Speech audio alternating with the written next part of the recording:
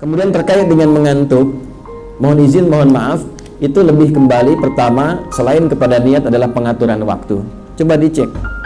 Mungkin ada kebiasaan yang menjadi kembali kebiasaan baru sehingga perlu adaptasi kembali. Ya, yang pertama misal belum terbiasa untuk bangun lebih awal, ya, dalam konteks subuh. Maka direncanakan dari awal bangun jam berapa, aktivitas disesuaikan. Misal yang tadinya siangnya terlalu banyak aktivitas, dicek kembali mana yang betul-betul aktivitas pokok, yang lainnya istirahat. Karena sederhana sekali, kalau bukan siang datang malam. Terlalu sibuk siangnya maka akan banyak istirahat di malam harinya.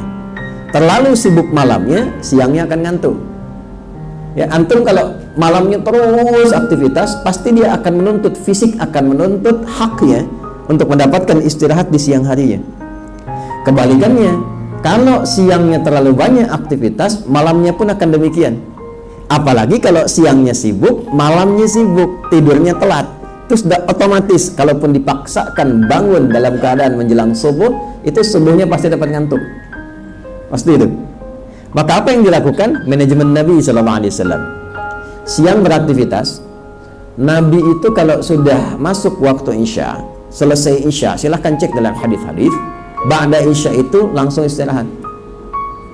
Cuma sedikit evaluasi dengan istri beliau tercinta, ngobrol sebentar, evaluasi keluarga. Setelah itu menjelang istirahat beliau istighfar 70 sampai dengan 100 kali dan mengevaluasi kegiatan sebelumnya. Karena perintah dari Allah, fa idza faraghta fansab wa ila rabbika farghab. Kalau telah selesai yang sebelumnya, dipersiapkan yang akan datang. Nah, ini bimbingan ini berlakunya yang pertama itu sebelum tidur. Jadi dibiasakan sebelum tidur, apapun itu dievaluasi dulu. Baik itu ibadah akhirat kita ataupun aktivitas dunia kita. Contoh, untuk yang akhirat, hari ini saya sholatnya dalam 5 kali itu berjamaah berapa kali? Cek dari subuh sampai Isya. Ya, bukankah keutamaan jamaah lebih baik daripada sendirian? Ya, sholatul jamaati afdalu min sholatil fardhi bi 27 darajah. Salat jamaah lebih baik daripada salat sendirian. Berapa pahalanya? 27. Nah, kita sudah tahu 27 itu. Kemudian mohon maaf, dari subuh sampai dengan Isya berapa kali yang jamaah? Berapa kali yang sendirian? Misal hari kemarin saya jamaahnya 4 kali, 1 belum, satunya di waktu zuhur. Maka rencanakan, minta sama Allah supaya besok kita rencanakan zuhur berjamaah. Kalau perlu malamnya sudah dirinci, subuh di masjid A, zuhur di masjid B, ya kan? Kemudian asar, maghrib sampai Isya. Saya tanya antum Jumatan hari ini akan di mana tuh? Hah?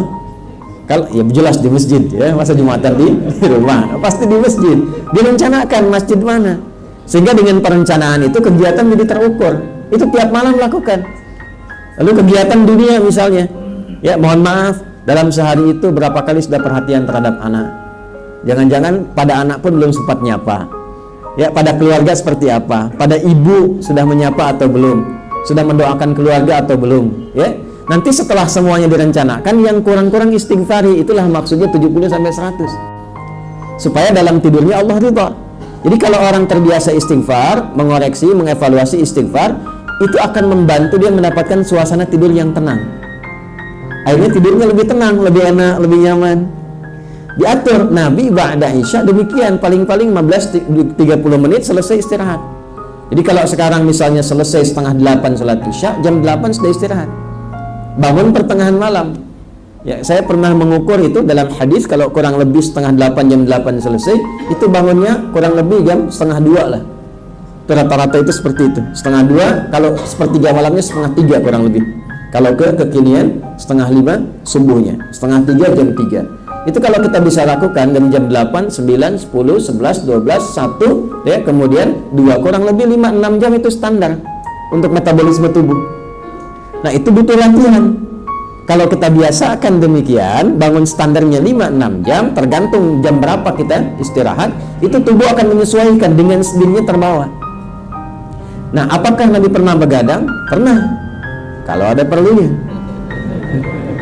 Ya, makanya kan rumusnya begadang jangan begadang. Begadang boleh saja kalau ada perlunya. Nah, Nabi itu tercatat pernah begadang kalau ada perlunya. Apa di antara perlunya? Diskusi hukum. Masih ada hukum-hukum yang didiskusikan dengan sahabat, ya. Dalam konteks berjihad misalnya, Nabi memberikan fatwa, Nabi memberikan bimbingan, itu kadang-kadang sampai lewat. Kalau kita sekarang jam 10, jam 11, ya. Tapi karena tubuh sudah terbiasa, sudah terlatih bangun jam sekian, itu terbawa lagi. Terbiasa lagi, metabolismenya sudah bisa menyesuaikan. Karena itu mohon izin dicek dulu jam berapa istirahatnya, jam berapa tidurnya. Sekarang dievaluasi kegiatannya, mana yang berkualitas, mana yang tidak berkualitas. Yang kurang-kurang bagus, dikit-sedikit dikurangi. Kalau sudah terbiasa menghindari yang kurang-kurang bermanfaat, itu nanti akan masuk pindah kualitas, langsung ditetapkan oleh Allah kepada calon penghuni surga Firdaus. Ya, nggak cukup dengan amin, kita petakan dulu, ya. Di antara ciri khas calon penghuni Firdaus itu meninggalkan segala yang tidak penting. Ya, walladzina hum 'anil lagwi mu'ridun. Quran surah ke-23, surah Al-Mu'minun di ayat yang ketiga. Qad aflahal mu'minun, satu, alladzina hum fi salatihim khashi'un, dua, walladzina hum 'anil lagwi mu'ridun, yaitu orang-orang yang gemar memfokuskan kegiatannya pada yang bermanfaat saja. Jadi kalau tak bermanfaat sudah tinggalkan. Kita bicara tak bermanfaat, diam. Memandang tak ada manfaatnya, palingkan. Malam-malam nggak ada manfaatnya, untuk apa kemudian diteruskan? Istirahat saja, ya. Wah, ini ada kegiatan bola rame misalnya kan, jamnya bisa mengganggu aktivitas kita. Sekarang kan eranya sudah berubah, apa yang dilihat malam bisa ditonton besok, ya. Antum nggak dapat ceramah sekarang, besok-besok tayang di YouTube kan, ya kan. Jadi kalau bisa dilihat besok, kenapa dipaksakan malam yang merusak inti ibadah kita? Tahajud tuh nggak bisa dibesokin.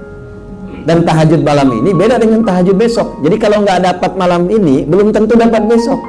Kan belum tentu hidup. Ya, jelas ya? Ya, baik. Wallahu a'lam bishawab.